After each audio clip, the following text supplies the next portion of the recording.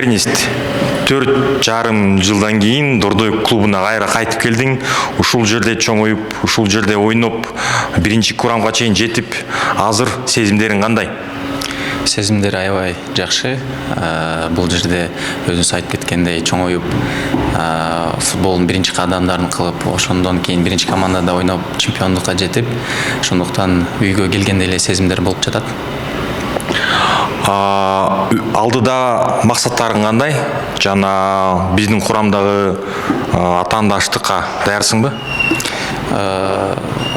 Бул жылга чемпиондук кадамдарга барып, буюрса чемпиондук намына жеткенге аракет кылабыз. Задача бир эле задачабыз бар, чемпионство, ошондуктан чемпионствого аракет кылабыз. Жана атаандашка албетте даярмын. Эң негизгиси мен өзүмдүн күчүмдү өзүм салымым бул клубка кошконго аракет кылам. Жана биздин көрөрмандарыбызга кандай сөздөрүң бар? Эмне айткың келет аларга?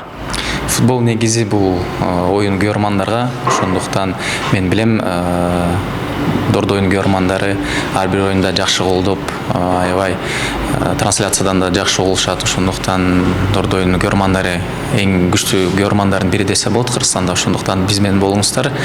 Биз өзүбүз аракетибизди жасап, ар бир оюнда жеңиш тартууларга аракет кылабыз.